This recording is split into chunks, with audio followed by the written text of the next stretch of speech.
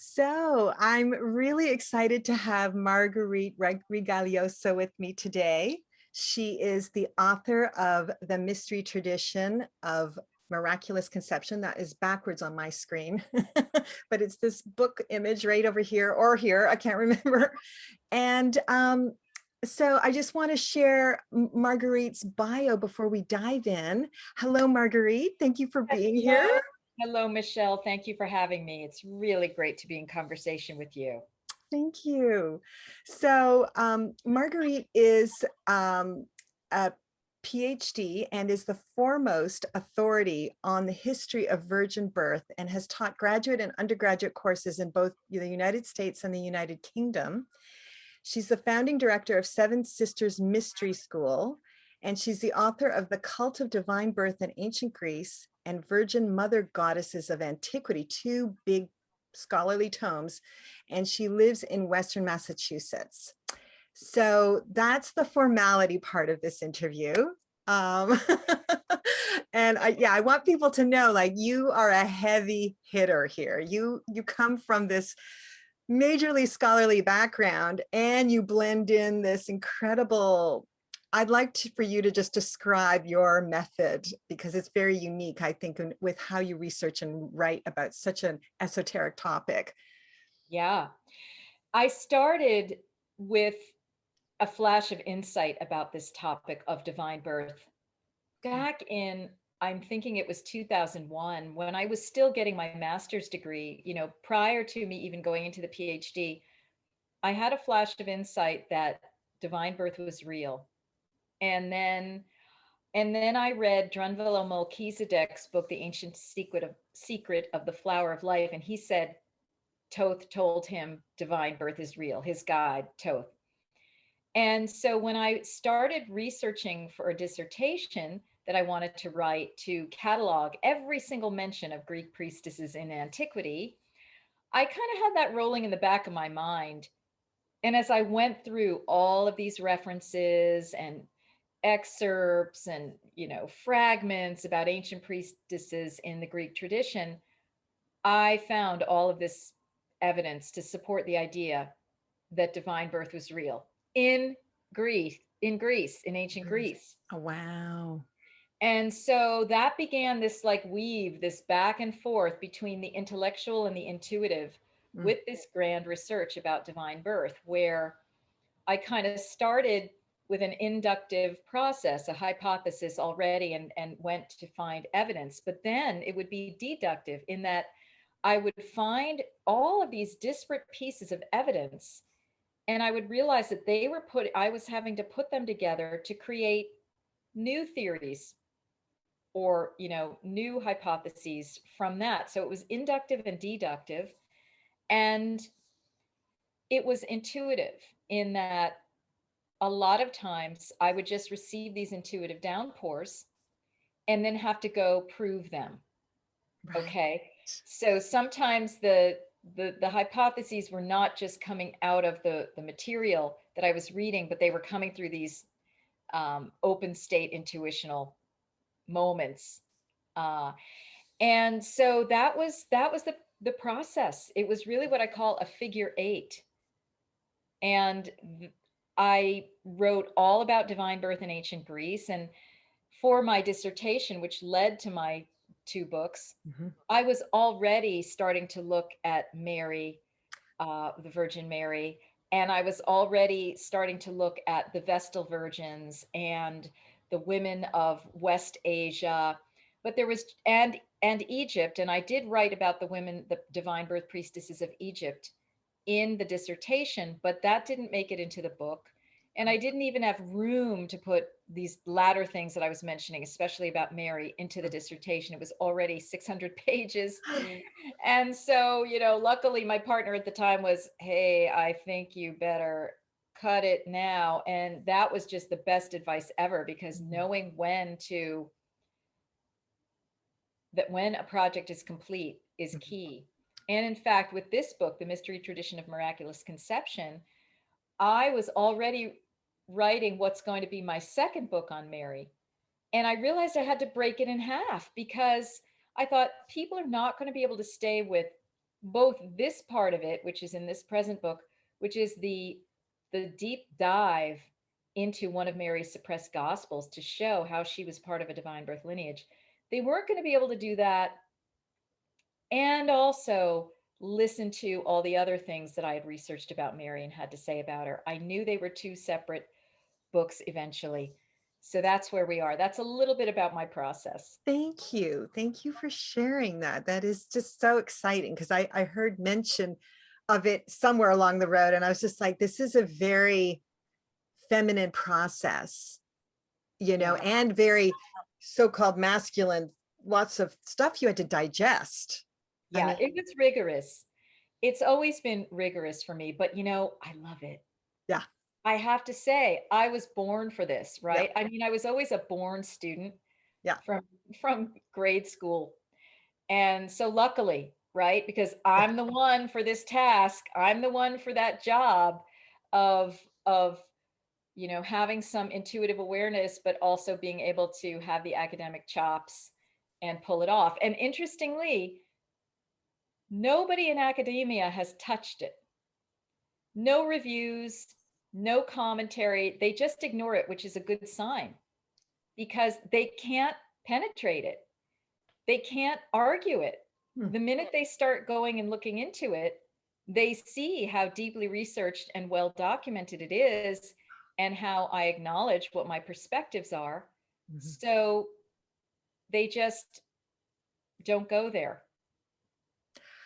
I wondered how that has been for you to be pretty much on your own in this vast subject that you have excavated on your own almost like you, right? I mean, Yeah.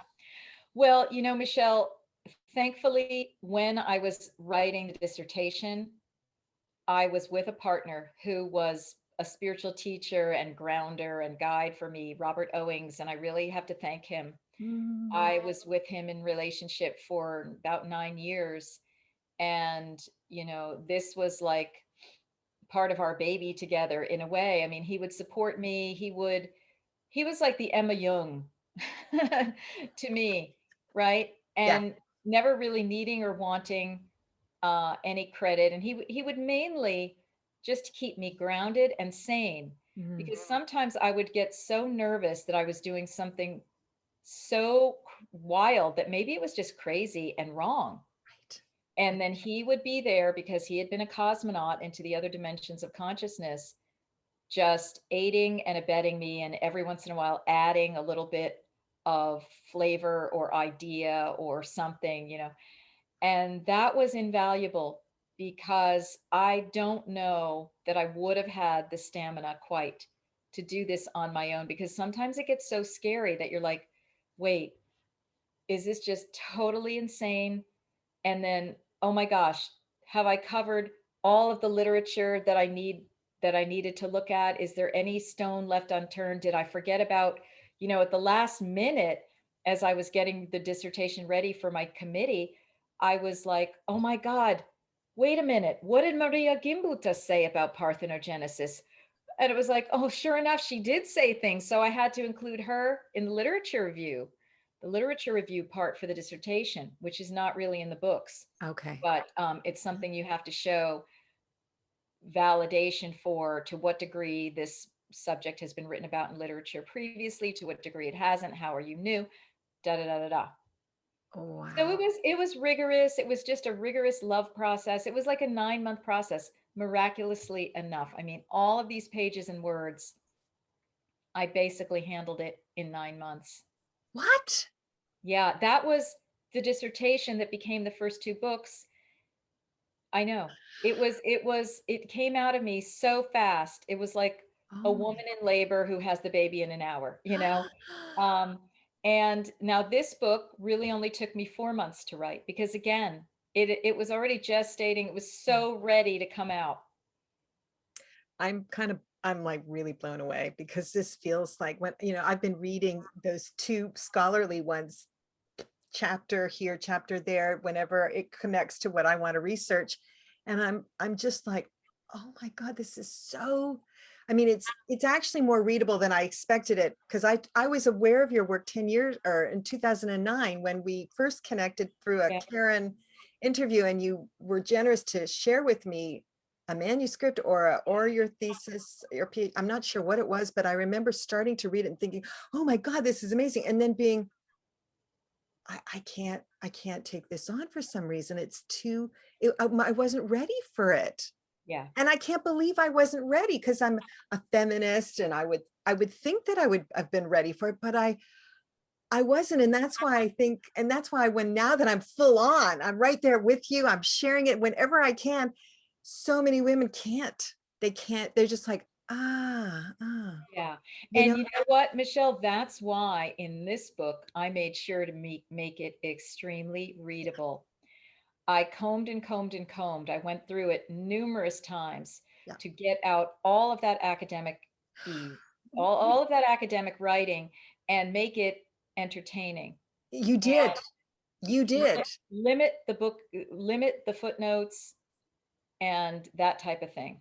But I wanted to say it wasn't so much, I mean, the academic part was, scary in the beginning, like 10 years or 12 years ago.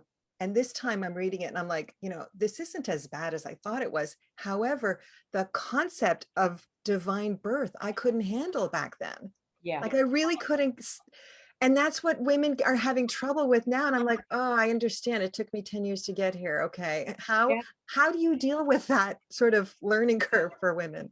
You know, here's the thing. I've found enough women that are totally into it, and men.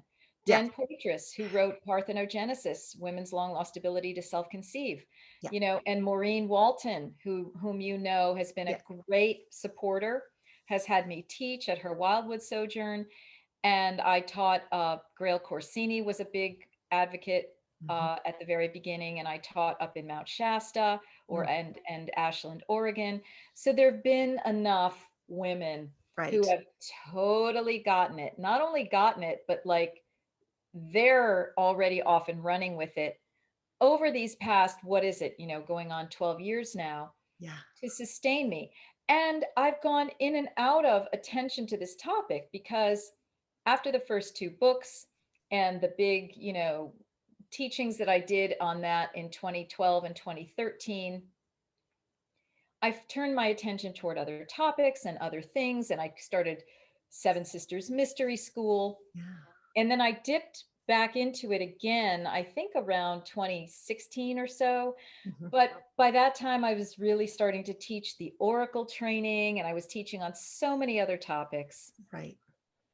And it really wasn't until this past, let's see, 2 summers ago, I was at Dahani Uwahu's Sunray Center, I think, in Vermont. And I was speaking at lunch to these two women at my table. And I started talking about the Virgin Mary and the reality of divine birth. And they said, you need to write that book about Mother Mary. And, I'm going to thank them in the second book because I said, oh my gosh, yes, I really do. Mm. And that inspired me to go on my writing pilgrimage and my sabbatical back in 2019. Mhm. Okay. Mhm. And so I'm trying to think if I have the years right, but whatever. I went on my writing sabbatical, and that fall, I left California, my 20-year life in California. I gave away most of my things, Wow. put the rest in a very small storage unit, and even an even smaller amount in my Toyota with a Thule cargo rack on top, and started driving for this road trip that was going to take me back to California, but I stopped in the East Coast and never did go back. I ended up buying a little house here on the East Coast, closer to my family, and Mm. starting up again my East Coast life, which I never thought I would do in a million years. But here I am. Mhm. And so I felt very supported in the Berkshire Mountains to write the book, and really most of the second Mary book, as I've mentioned. And so here we are. So that's a little bit about my process. And from the academic perspective and the writing perspective that I don't often go into in many of these interviews. So I love how a lot of these conversations, all of these conversations are different, Mhm. and I think they are of interest to people who want like the whole story put together. You can just binge watch, however, all of these conversations. Absolutely. Yes, I know. I realize I'm not really setting up some newbies about what this is all about, but I figured I'd be selfish and ask all the questions that I was really interested in for. That's right. And your people will probably be just right in there with us, right? So I don't think you Mhm. really have to worry. We'll get to the deets. We'll get Okay. to some deets. Okay, good. So yeah, why do you think you have been chosen for this subject? I mean, what is it in you that resonates with it? Right. I don't know if, Well, a number of past lives, actually. okay. I finally realized that while I was writing the dissertation, which led to the first two books, I was occasionally using sacred medicine. Mhm. Not a lot, but occasionally. And I would have incredible downpours about my role in divine birth. And one of the things that happened in one of the ceremonies was that I had a narcissus in my house at that time. And the narcissus flower is famously the one that Persephone is picking or looking at when she's abducted by Zeus. Right. So, in this open state of consciousness, I had the strong sense that Zeus was coming through that narcissus flower. And I was like, oh my God. And I was with Robert at the time. And what I realized is that he wanted to kind of have his little way with me. And I said, absolutely not. But what came to me in that was a downpour that, oh my gosh, Ah, I have been with him before, and he attempted to interrupt and did interrupt my divine conception ritual and rape seduced me. And I broke my virgin vow. And it was because of that that I vowed to come back into another life and reveal all of the information about divine birth. Well, so that's fast forward to I'm now in Mount Shasta in maybe this was shortly after the books had come out around 2010. And I was teaching for this workshop, these women again who were totally getting it. And one of the women was a channeler for the Pleiades. And oh, that great. night she did a mushroom session for herself. And we all came. And in the same room where I was teaching, she did a channeling from the Pleiades with mushrooms. And she was deep in. And she said to me, oh, you're the one who you you gave birth to someone um, because of breaking your vow. I hadn't said that. I hadn't said that in that workshop. She said, "Well, you're the mother of who's that one that's famous with all the movies?" And I'm like, "Perseus?" She said, "Yeah, you were the mother of Perseus." So I went I instantly understood why I had created a visual chart of the lineage of Perseus going all the way back. Why had I done this? I'm probably the only one in the world could ever piece this thing together. It was a slide that I would sometimes use showing the various generations where the divine birth was happening. And one of them was Danae, the mother of Perseus, who had been tricked by Zeus, rape seduced by him while she was in her divine birth conception ritual. How did he do it? He came to her as a shower of gold because that was the precise mechanism which the priestesses would use to conceive divinely, the flash of light or the shower of gold. Mm. So he came right in on that vibration and impregnated me with Perseus, who then went on to cut off the head of Medusa, who was another divine birth priestess, through a trap. It's like Perseus didn't really want to do it, but there was a king who wanted his mother and wanted to have marry her. And he made a condition that his mother could retain her virginity as long as Perseus cut the head off Medusa. Oh. And what I was shown in ceremony is that, so Perseus under duress cut the head off Medusa to support his mother and save her. Mm. But the king raped me anyway. So I figured all of this out after I had already in Italy created this mass national movement to reattach Medusa's head. Okay. In my first divine birth priestess class that I taught, I believe it was 2012, I started having the women for the Athena module, because priestesses of Athena were divine birth priestesses.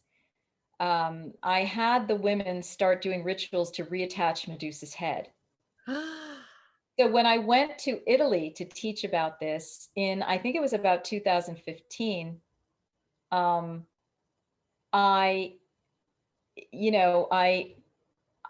women got all excited about this. Okay. So I may be having my years a little bit off in terms of when I was teaching what, but I'm pretty sure that that Medusa head attachment ritual happened before I realized that I'm the reincarnation of Danae. Okay. So it's just that these things, you can't explain to anyone who isn't already an initiate into the mysteries of the other realms of reality, and who understands about reincarnation, etc. Mm-hmm. So there I was, and I was trying to make karmic amends for all of these messes that had happened through my own breaking my virgin vow by allowing myself at the last instant to be seduced by Zeus, who put on a really strong force, because see, they would interrupt these women at the orgasmic moment during their ritual. Oh. So it would be like the orgasm is kind of already in process, and then they come in, and there's no way that a woman can like pull back her orgasm, and then she's cathecting it to the presence of this god, and so then the impregnation happens through the god. I mean, that's how wily and awful these interdimensional Anunnaki reptilians have been. Wow. Thank you. That is incredible. I have to say that, yeah, I mean, who else can explain all of this? You know what I mean? The way you just explained it, because when I was researching Enheduanna, the Mesopotamian first named author. Yes, that's how we connected. That's how we connected. Remember? Yeah. And I kept hearing about the sacred marriage, the sacred marriage, the sacred marriage, and being so intrigued by it. But there was, of course, nothing that I could find at the level of research I was doing that would explain. And I would talk to, I interviewed some ancient Near Eastern scholars for my documentary about her, and they would say, well, they're meant to be mysteries, that they have to be secret because they're meant to be mysteries. So really, it's not been touched on really how it actually works. And nowadays you hear people talking about the sacred marriage like it's some amazing thing between the sacred masculine and the sacred feminine. And it sounds good, but I don't know that we understand that it's, this is what I want to ask you. Are all sacred marriage references the devolution of the parthenogenic high ritual of creating a divine being, or do you think there might be some sacred marriage? And I don't know if you know this, but I'm just curious if you know what I'm talking about. Yeah. Yes, I do. I Okay, think that there's a spectrum of miraculous conception from pure right. parthenogenesis all the way to high tantric sacred marriage. Okay. Okay. And I think that high tantric sacred marriage can be at the same level as pure parthenogenesis, Right. but they kind of all took a dip, whoop, in how they were done, so that parthenogenesis started turning into sex with a disembodied male god, Mhm. and high tantra started turning into like the Egyptian pharaohs impregnating the priestesses. Mm, So I think a lot of things were happening simultaneously, some high vibration, some not. right. The other thing that happens is that scholars will basically deny the idea that sacred marriage resulted in any sex Mhm. or that it could have resulted in the birth of a child. Right. So, this is a maddening phenomenon. That is how academia continues to induce mind control on the public. Now, there's a book that gets close to the possibilities that I'm talking about. It's called Sacred Marriages, and it is edited by these two fellows, but there are a bunch of articles in it that are excellent because I went in and mined them and then did my own intuitional, interpretation of what they were saying. But I'm like, aha, Right. there's the evidence, or there's the evidence, right? And they just helped me save time and get right to it. Oh, great. Um, so, I think a lot has been going on, and it has been a mixed bag, probably continuing on into present day, because I think that these divine birth rituals have continued to be used in the royal lineages Ah. with and by certain bloodline families, but in a very, very inverted way, Whoa. which is part and parcel of the beings that work with these people. They're all about these, what I call sadistic inversions. So anything that is valuable and high vibration is taken, hijacked, and twisted around. Right. Right. And up becomes down, right becomes left, black becomes what, it's just a crazy thing. Right. Okay. Well said. Well said. Yeah. I appreciate that. Um, so okay, so the high tantric version, let's say, is there would that be sort of the Indian equivalent of the Greek parthenogenesis, or oh no, the high tantric is different because it's a male and a female, right? Yes, It's not yes. So trying to produce a child. It's just a high level union. right. Okay. It can result in the birth of a child, the conception of a child, or it can also be used as a magical means of conducting energy to the people or throughout the land using sex magic for different purposes. Okay. So this is So, yeah. go ahead.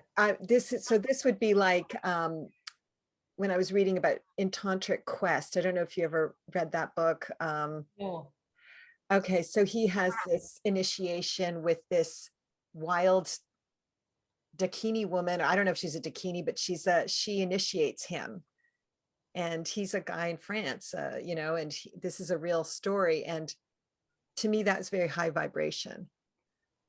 It wasn't to produce, to conceive or anything, but it was high, as you're describing it, high sex yes. magic. Yeah. Yeah.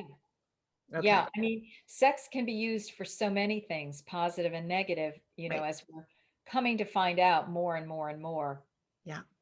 And yeah, so, I mean, the stages of divine birth that I discerned that it went from pure parthenogenesis, daughter bearing.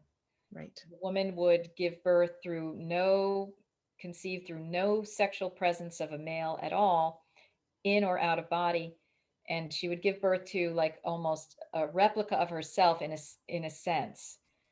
And then the next phase was that the women would be able to start producing, conceiving males in this way.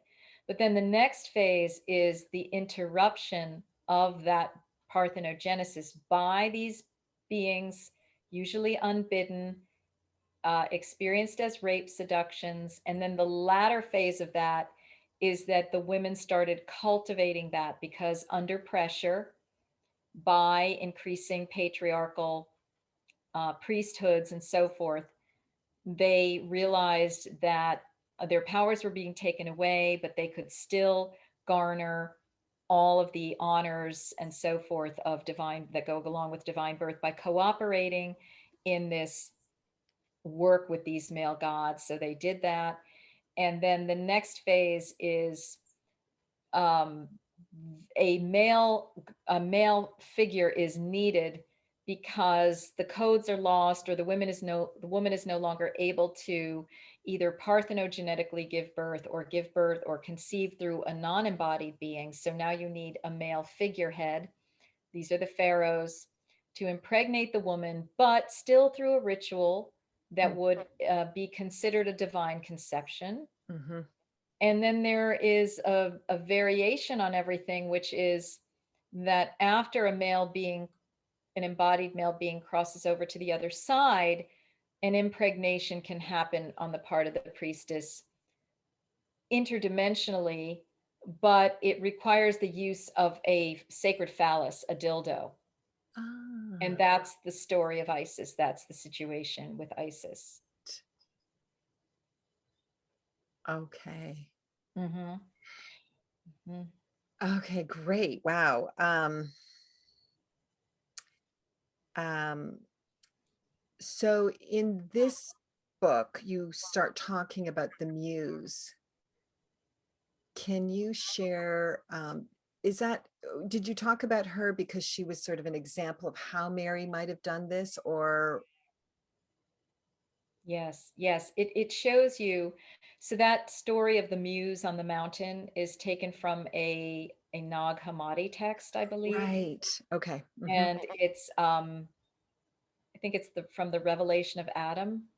Mm-hmm. And what it does is it shows us that there was a living belief in antiquity that a woman could conceive parthenogenetically, Mm. because the little excerpt tells us that a muse goes to the mountain, meaning she's a sacred woman who's in touch with the oracular knowledge and she has powers. She goes to a mountain and spends time sitting there, which means she's going into a deep, altered, meditative state of consciousness in isolation on a sacred mountain so that she can connect with astral energy.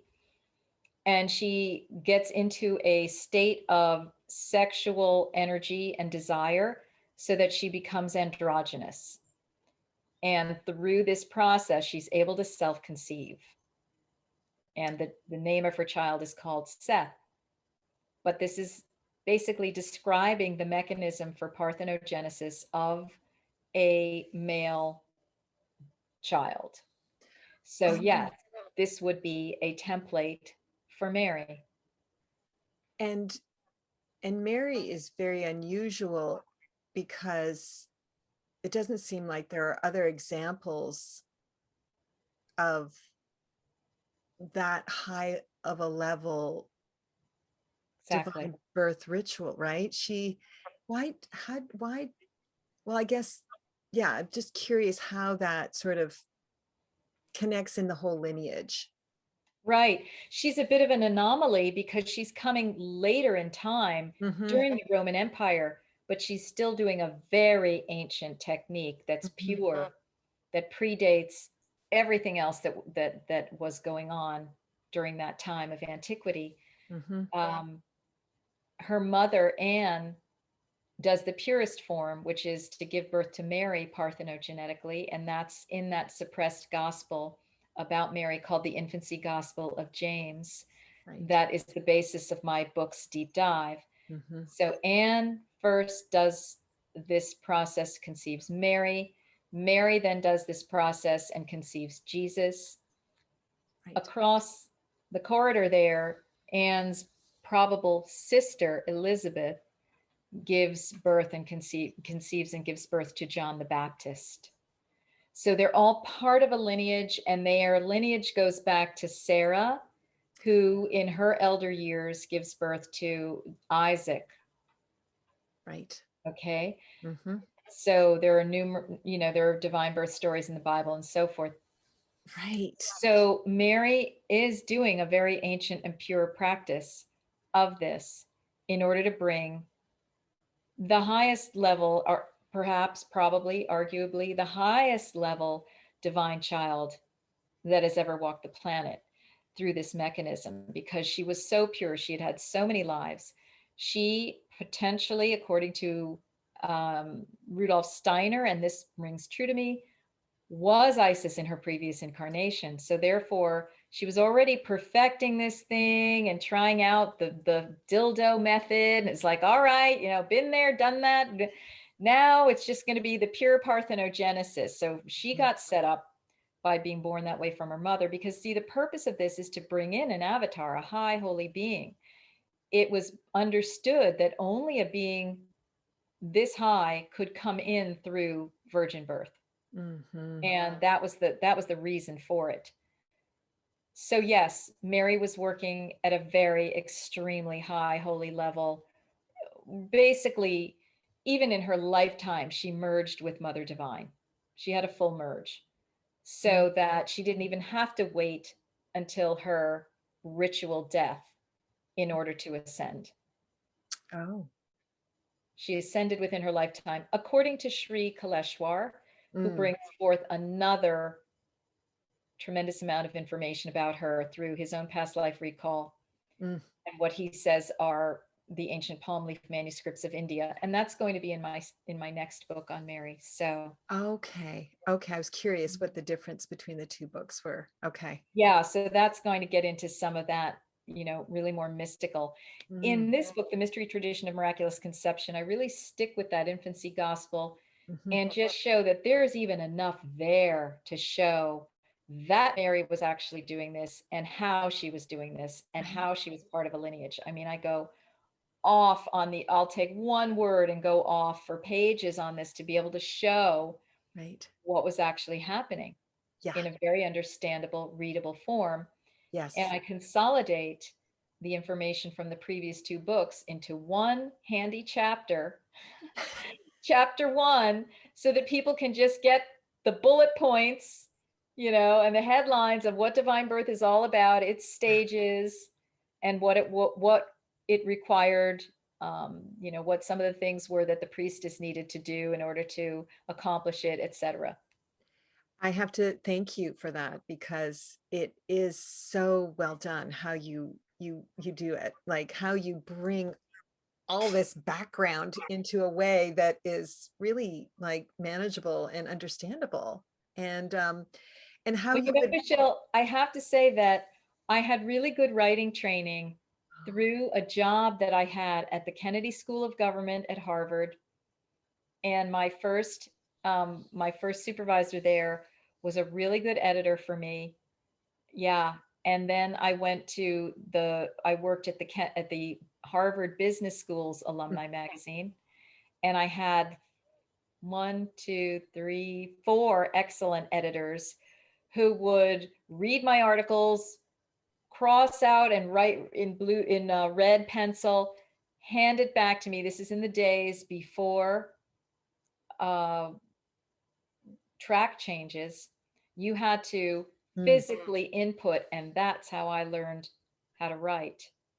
I mean, I already had facility with writing and a bit of a voice, but those 5 people I really credit with, it takes a village, all right? So Marguerite, anybody to learn how to write, it takes a village. So yeah, I had this village of 5 people at Harvard, bless its Illuminati heart. But yeah, something good came out of Harvard. All right. Thank you very much. Supported Marguerite. Whatever other shenanigans they're doing over there, we don't know, but at least something.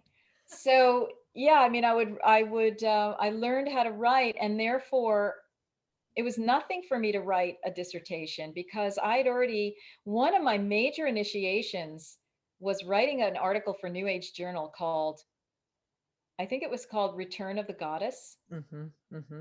when Joan Oliver was the editor there, and she had me do, and it was like, and back in the old days when Mm. articles could be long and they could continue on page 749 in the back of the magazine, and they had lots of photos, and I interviewed like 20 members of the women's spirituality movement, leaders at the time. This is back in the late 90s, and I somehow wove this article together. It was like, but that was my first real weaving um, in the craft of writing Mm. in the nonfiction genre. And those were all good trainings for me to be able to do this dissertation in 9 months, to do this book in 4 months. And I bless every bit of it because, at the time I would be enjoying those writing jobs, but at some point it was getting like, oh my God, at 9 to 5, what am I doing? This is boring. And but my old boss, Bill Parent, would say, when you look back on your life, you'll see how all the threads come together. And that is true. Wow. So it all sort of came together in me being able to write it with lightning speed through all of that early training. Wow. Okay. This is starting to make more sense how you were Yeah, it's able to not pull just that this I was off. like totally gifted. It was like I had to work hard, okay? Yeah. I worked hard. I was typing in a lot of edited phrases and stuff from these far more eloquent, writers at the time than I. Um, so are you, because I mean, you basically, your books are like trainings for others to start being able to discern clues in other cultures of divine birth. And that's what's happened for me by reading and studying your books, is that, if I have a hint of feeling there's got to be some divine birth energy somewhere here, sometimes, I mean, I haven't done a lot, but I know with, for example, Radha, the goddess Radha, I was able to find some hints and clues Yeah. because of this training that you've got. Are you interested in going beyond, like further into other cultures? Are you going to stop at any point with all of this research? And Well, I'm not sure. I'm really curious about the Aztec Virgins of the Sun, oh, which is interesting to mention that today because this is the eclipse day that we're filming. yes, Blood moon eclipse. The day yes. of this filming is Wednesday, May 25th, 26th, 2021. And at 7:13 a.m. Eastern time, there was Mhm. the blood moon eclipse. And Sergio Magana, who is a teacher in Mexico and elsewhere, Mhm. who carries the Toltec lineage, basically says that the understanding is that this is the move into the new dimension and the sixth sun. I Mm. think they call it the fourth dimension. In my mind, it's the fifth dimension. Right. So we have really moved into that. And so, what were those Aztec Virgins of the Sun all about? Yeah. Anyone intrepidly care to go ferret around libraries and ancient, bas reliefs Yeah. down in Mexico? That would be a really good project. Um, another good project that I do have in mind closer to home that I might want to do is looking at the Arthurian stories of, Mm. I've talked about this extemporaneously, but Guinevere and her relationship to Arthur, Mm. Lancelot and his relation to Elaine, Mm. Igraine, the mother of Arthur, and her Oh. relationship to Uther Pendragon. Mm. You see, there are clues. Whenever you have an unusual birth or conception or an unusual sex story, like so and so changed his identity and she thought he was this, but he was really that, these are all stories of secretly indicating that a divine birth ritual is taking place. Or a woman's husband or Zeus appeared to her in the likeness of her husband. You get that? I write about this a lot in The Cult of Divine Birth in Ancient Greece, my first book. Those are signs of a divine birth conception ritual where Zeus becomes the husband, is a stand-in for Zeus to come in and impregnate the woman. So this is, yes, these codes, it'd be nice for people to take these codes and go out to all the literature and iconography of the world and see where this has been. Of course, I do write a bit about this, and Den Poitras, of course, writes more about it throughout the world. And there are previous books that I drew on for, that talk about divine birth in other contexts. But the Haudenosaunee, or the Iroquois, they have the story of the peacemaker as the divinely born being by his mother, Kahedasuk, and that whole story. The Chalagi or Cherokee have a similar overlapping story. I'm not sure if it's the same peacemaker that they're talking about as well, but there's a divine birth story there. There are divine birth stories that are cataloged all over. I believe Krishna is considered a divine birth. Okay, right. So weren't you just saying Radha? Radha, yeah. Right. Okay, well then, but Radha and Krishna are coupled. Right. But I think Krishna is divinely born. I think so. There's stories about like the goddess Matsu in Taiwan. Yeah, you can start ferreting them out. Yeah, there's it's almost, I mean, I think because of your work and then meeting Maureen Walton talking about the Haudenosaunee, the peacemaker, and then Den Poitras having a real person that he knew. That's right. Right. I mean, these are the ways that I was able to then go back to you and go, I have to read more. I have to read Marguerite again and really dive in now. Because I mean, you bring such a credibility, like a realness from the ancient past, with all of your, I mean, you document it so, well. Thank you. Well, Marguerite, she has had so many lives as a virgin, far more as a virgin than anything else, that we're having to do something for her in this lifetime, because, she's so used to that she practically is living in a cloister. And she wants that to change now. She's putting it out there. All right. Enough with the divine birth, enough with the virgin priestesshoods, the nunneries, which let's not even go into that. How many lives did she have as a nun? There's lots of hundreds of years that she could have kept reincarnating for that. And so now she just wants to have, a normal human life. She's off to a good start with the topics that she's talking about, which, are just the stuff of the 5 o'clock news, the 6 o'clock news, right? She's right in there. So, we're having to work with her to kind of tone it down a little if she wants to have a normal life. So this persona who is speaking, when did she start to pop into your life? Well, Marguerite, this happened again when she was using what she calls sacred medicine and aka drugs. We are two beings. We are two beings in one. We are Gloria and Sylvia. We are the two beings from Long Island in the 5th dimension. Oh.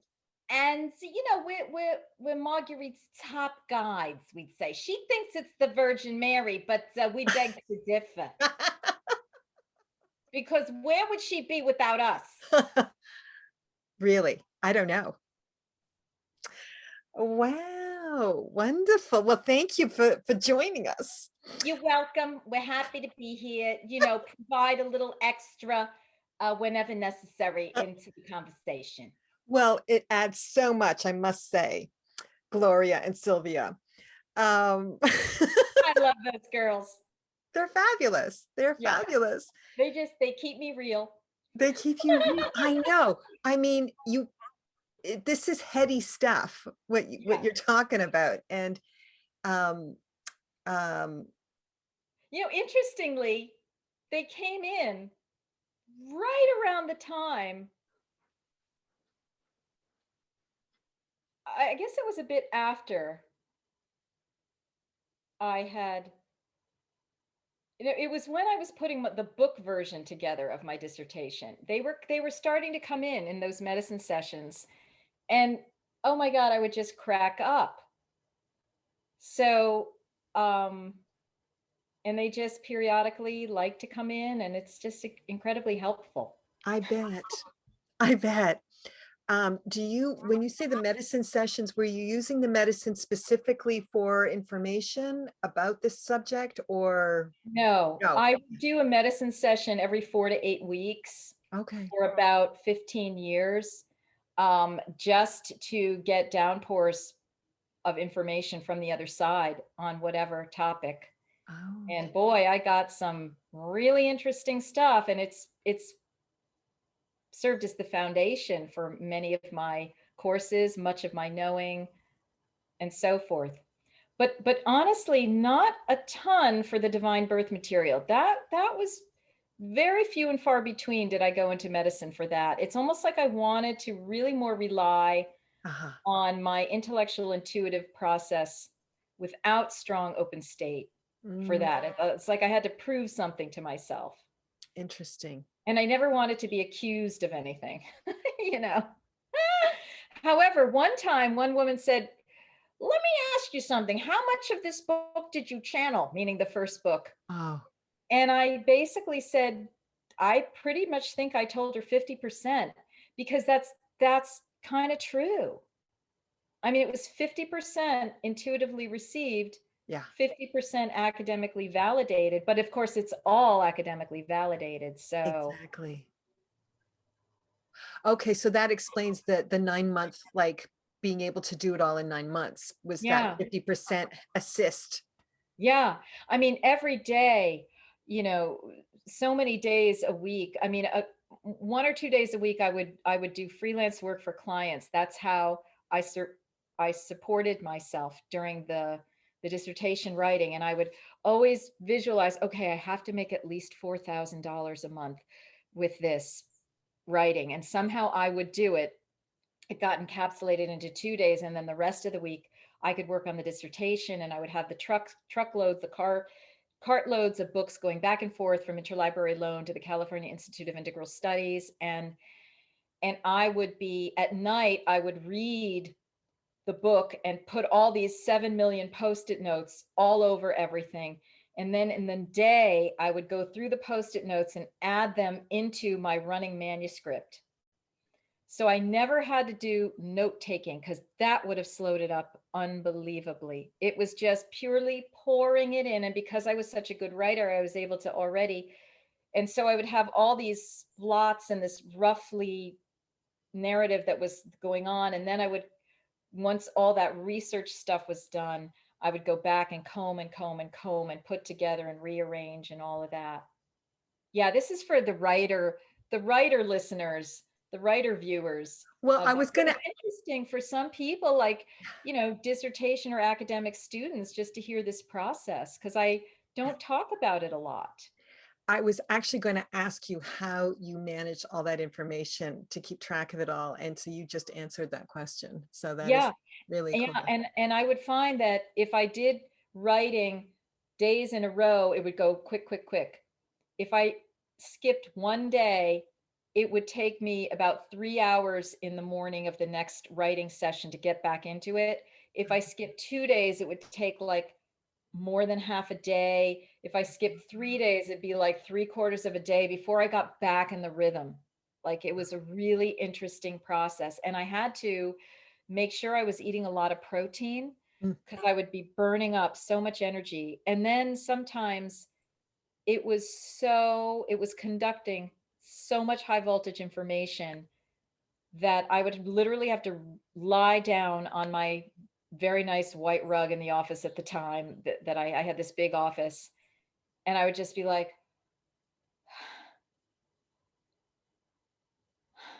oh my God. You know, it just would feel so big. Yeah. And my partner at the time's daughter she really got it as well. And she, you know, a couple of times I would come out to dinner and I would say, blah, blah, blah, blah, blah, blah, and she would say, somewhere in an obscure town in Northern California, a woman has just discovered, you know, the secret of life, you know, or right, because it was like I would be saying these things that were so earth-shattering. Yeah. And they both knew it and I knew it. And it was like amazing that it's taken, you know, 12 years for it to really start getting out there. But I think it's all in divine timing. Like we needed to have our world shattered by the shenanigans of COVID in order for, and have this great awakening in order for people to be ready for anything like this in a much larger way than previously. Like you were saying it took you 10 years to go back to it. Like, I don't know what the hell this is. Yeah. I know. Yeah. Okay. Now it seems so simple, especially because of the book. Like it took me 10 years to be able to boil it down. Yeah. Right. Which is a skill. I mean, writing this book is a skill based on all that work you've done. Yeah. Yeah. It's definitely been a cumulative process. Yeah. What do you want women to get out of this book? Well, I want all people to get out of it Okay. the fact that, right, all people, Because that's another whole story about what I received in medicine. I'll just digress for a minute. Please. In one of my medicine sessions, I got the very strong, stern question. So, you know, do you want to do this to split and divide, or do you want to bring it to unify? And do you want to bring it to torment men or bring unity between men and women? Do you want to do it as an ego gratification or as a form of service? And I was like, oh my God, you know. Right. And there's Marguerite on drugs trying to answer those questions, right? You can imagine. She had a hands full that night. But you know, like I'm there, oh my God. Okay, I know what the right answer is. And I know you're twisting my arm to what the right answer is, because, you know, I'm basically a warrior. And I'm a fighter and I'm a truth teller and I'm a patriarchy slayer. And I had to distinguish that I was not a manslayer. Right. I was a patriarchy slayer, and that's different. And I was working it out at that time. Wow. You know, so they came in, whoever these they are, you know, Right. but I mean, clearly, like it felt like messages from the larger intelligence that were just checking in on me. And I had to say, okay, I am in service and I am here to unify. I'm not here to create more problems with this. So my purpose and my hope in this is what's happening already. I mean, I love it when I'm getting on my Seven Sisters Mystery School Facebook page. I invite commentary and people are commenting on the books, or they're writing to me on Facebook Messenger, or they're sending me emails through the Seven Sisters Mystery School interface. Right. Or they see my videos and contact me, and they're blown away, and it validates their own knowing or experiences they've had, or finally at long last somebody can make sense of this astral encounter that they had that they don't know what to make of, right? This astral sexual encounter. Right. And then recently, there was a woman who spoke to me over the past weekend, and she said, I think I'm going to do this. And she's really the first person that I feel has the codes and is a starseed enough to be able to do it. That was my first person, because I've had other people think about it, say about it, or take my classes with all sorts of strange ideas in mind. But that was a new evolutionary leap. So what I'd like is for people to simply understand the powers of the Holy Womb, and that there is so much more we need to know in terms of codes of understanding and processes, and that we can resurrect divine birth with the purpose of bringing in positive avatars, because most likely this practice is being inverted and hijacked by negative forces to bring in negative being leaders on the planet, etc. Right. And I want people to understand how the divine birth process information trickles down into women who are not necessarily wanting to be celibates in order to do this or give divine birth or whatever, but they want a more elevated, high vibrational child in their union with men. And that's where my teaching, the teachings that I've been certified to teach, called the Holy Womb Chakra teachings, come in. Again, information that Sri Kaleshwar brought through from the palm leaf manuscripts that my teacher, Cindy, that he taught to Cindy Lindsay, and others. Cindy Lindsay taught to me. And so now I make this available. It's available on the Seven Sisters Mystery School website. And that allows people to conceive a divine child, they use those terms, through regular union between men and women using a specialized mantra practice. So it's, resurrecting divine birth and the trickle down effect for what it means for women's wombs, helping women to bring forth that power again. And what about the women who don't want to have children or are beyond that age? It seems that it's also very powerful to elevate your womb. That's right. The Holy Womb Chakra practices are ideal for women of all ages. And I've had men and transgender people take it as well, because it's applicable for reasons I won't go into right now. But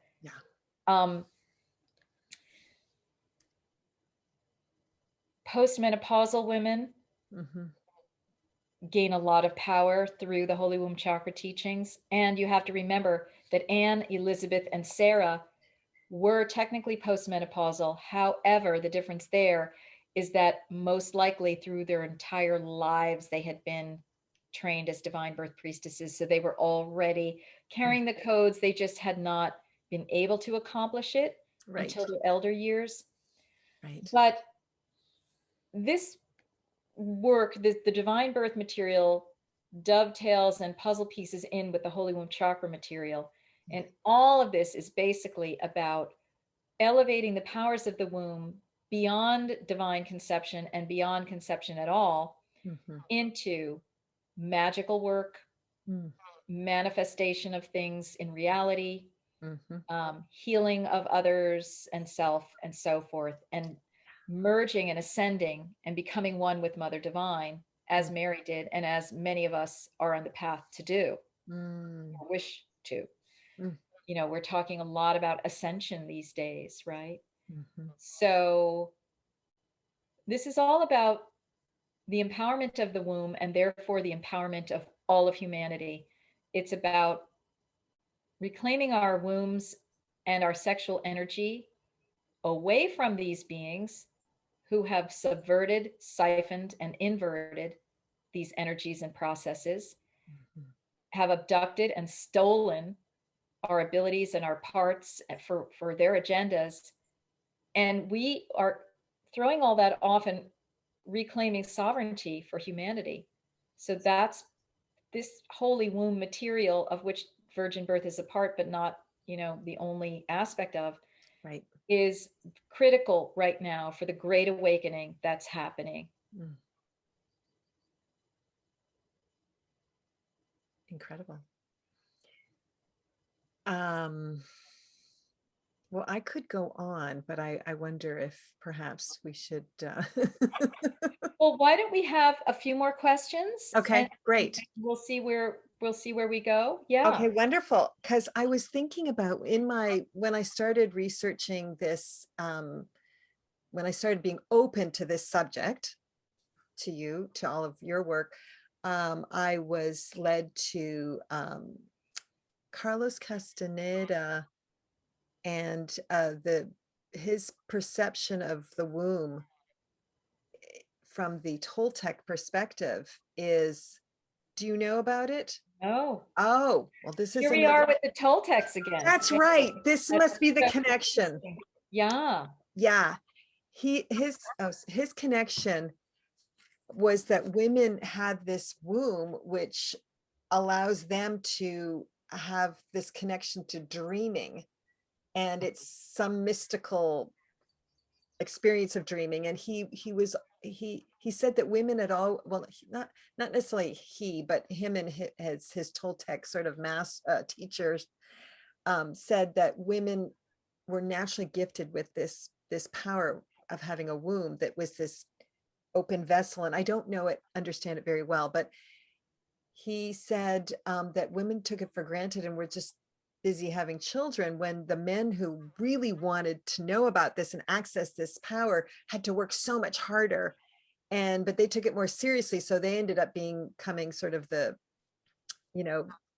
part of that Nawal, that whole mystical tradition. But his thing was that the primary purpose of the womb is, reproduction. The second is evolution. That's right. And basically, Sri Kaleshwar says the same thing Mm. from the palm leaf manuscripts and his own inner knowing. He had his samadhi. He's no longer in body now. His samadhi is in, his burial mound is in Penakonda. But yes, that's pretty much exactly what he says. Okay, so there's much to be mined in these, like, and other, right? It's all over, it feels like this. And yes, and it's so interesting because what Sergio Magana was saying last night in this ritual that I think he conducted all night long into the eclipse time, he said that basically, since 2012, and especially accelerating now with this eclipse, it's the re-emergence of the feminine and the sacred feminine.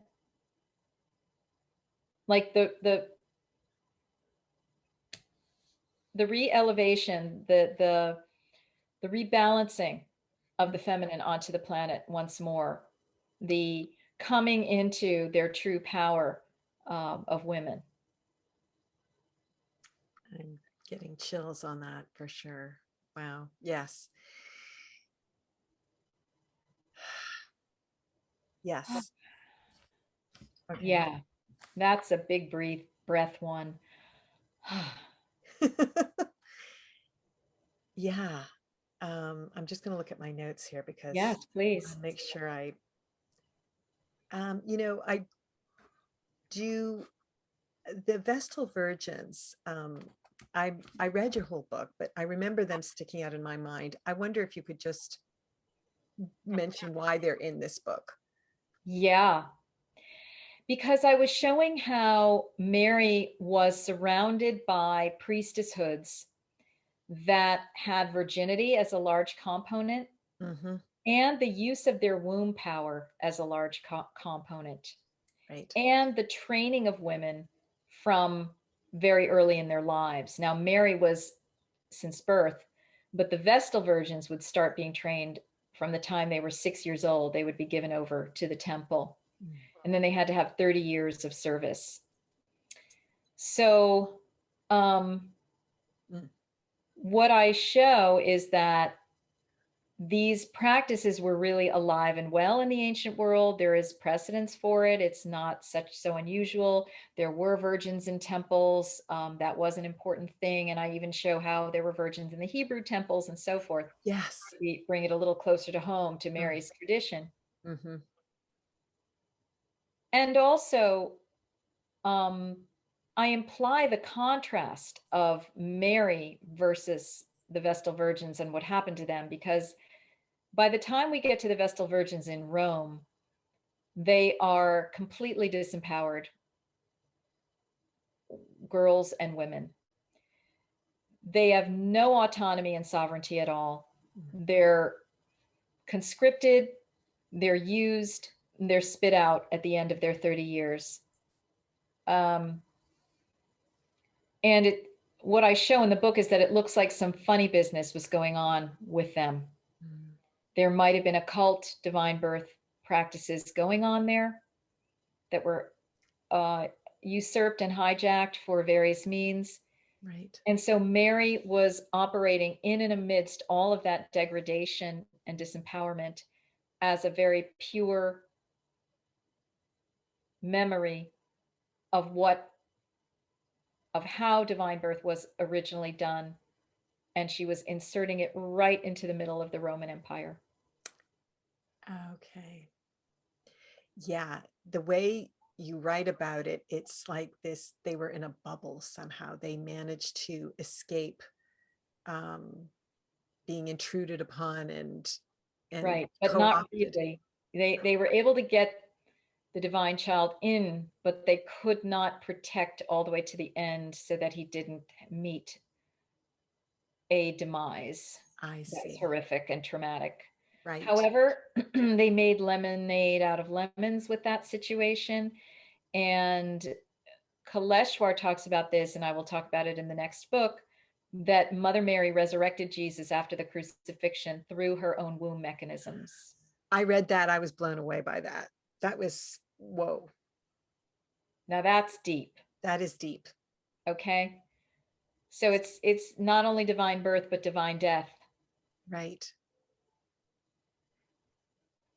Wow. High level yogic practices that do have precedence in India and other places. Parakaya Pravesh. There's another one. It'll come to me. There are two mechanisms that are used. One to bring a body back to life and infuse it with soul. Another one is to take the body out, take the soul out temporarily.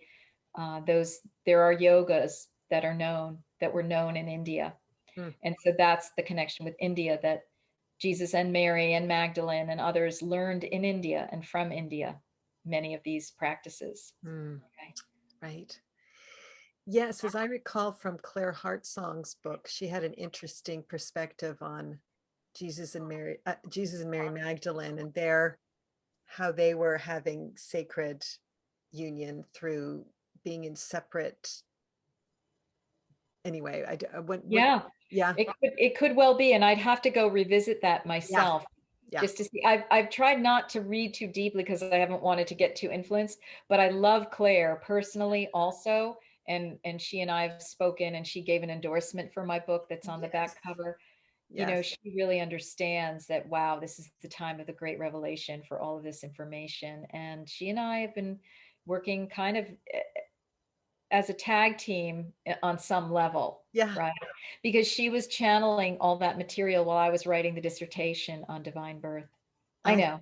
Found that amazing when I found Yeah. that out. Yeah. Because I read her book a Yeah. while ago, but somehow the divine birth aspect didn't really permeate me. It still was this beautiful concept that I couldn't, know. right? I know. And well, that's it why just takes a while.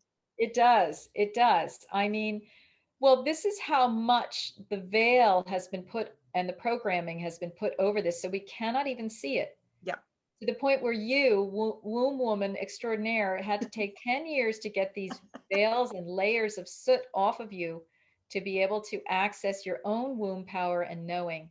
This programming is so deep in the medical establishment, in academia, in religion, that here we are. It's taken 2,000 years to throw off that programming. Yeah. To even be able to see this. Yes. I think it was Claire Hartsong who wrote in one of her emails, she said something like, if you want to hide something from someone, put it right in front of them. Exactly. And it's worked very well. It's worked very well, because what you do is you put it in front of them and then you go like this. You just tilt it. Yeah. Just a little. They don't even have to do that much work around it to obscure what's going on or twist it. Yeah. Yeah, that's magic. That's negative magic. Negative magic. Exactly. Okay. Exactly. Yeah. Mm-hmm. And that's what we are calling out and releasing now, clearing. Definitely. Because we're not going to put up with it anymore. No. no. And you know, it's interesting actually. I just had this flash. Oh my gosh. I just had this flash that, oh boy, they've managed to help us disconnect our brain from our body That's and right. our womb. And apparently that's what the vaccine does Apparently, yeah, you know, um, to a higher, I don't an know. ongoing progress, you know, program that this is like their final hurrah. Yeah. And I think that's why my approach with the womb power classes is to just keep feeling your womb and how it's connected to the various chakras and parts of your Yeah, body. Just keep somatically reconnecting wherever that's there's been a disconnect.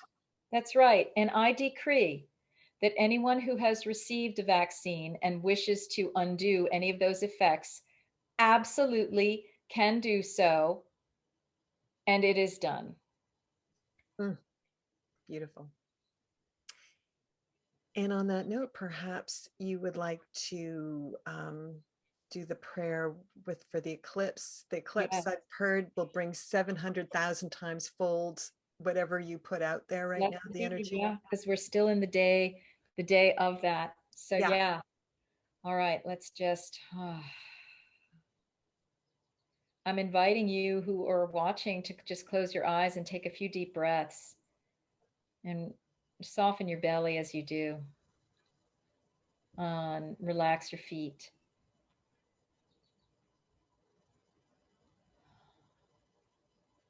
And if you were born with a physical womb, just connect with it. If you were not, just connect with the Nada Bindu point, which is about an inch and a half below your navel in your body. It's the portal passage through to your mother's holy womb and your lineage behind you, and to Mother Divine's holy womb. So we are honoring all the way from the navel to the vulva in the women and the perineum in the males. And just take your hand and begin circulating your hand in a soothing motion over your navel to the bottom of your pelvis there in a clockwise direction. So your right hand goes to the left and down and to the right and up. So you're stirring in blessings, awakenings, understandings, and codes of the highest vibration in the protected way through a golden light transmission into these areas of your body with honoring and gratitude.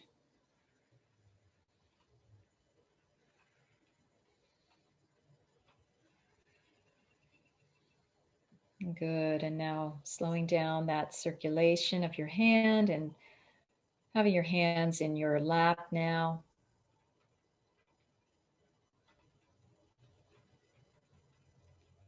Feeling the connection of that part of your body with your heart. Perhaps see figure eights going from those areas all the way up around your heart and back down.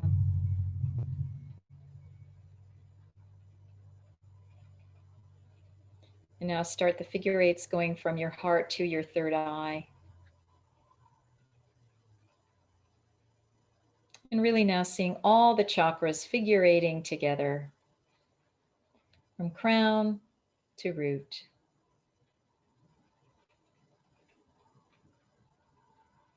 And drawing your attention to your third eye and lightly tilting your eyes up toward your crown in a very relaxed way. Begin to receive the rays of light from the highest vibrational allies and supporters of true love, light, and wisdom. Just feel them through the star realms, sending that beautiful information through your crown, down your chakras to your root.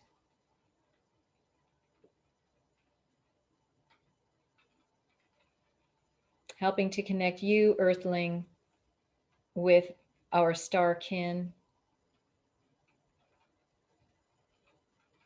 saying hello. We see you, we know you, we understand you, to them, and they're saying it to you, affirming that we're working together here. Earth and cosmos, eagle and condor, male and female, yoni and lingam.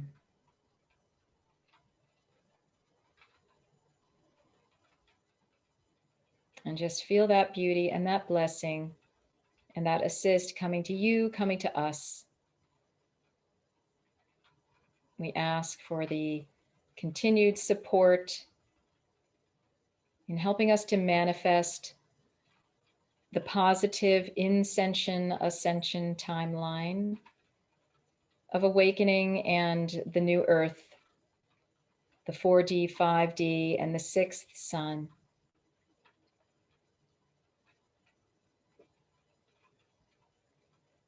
And just invite that codes that are beneficial for you to keep that active and alive and continuing to awaken you and open within you, that they come to you now, that you are supremely protected. We're calling in Betala, the great protector, to assist you and all of us in this great work.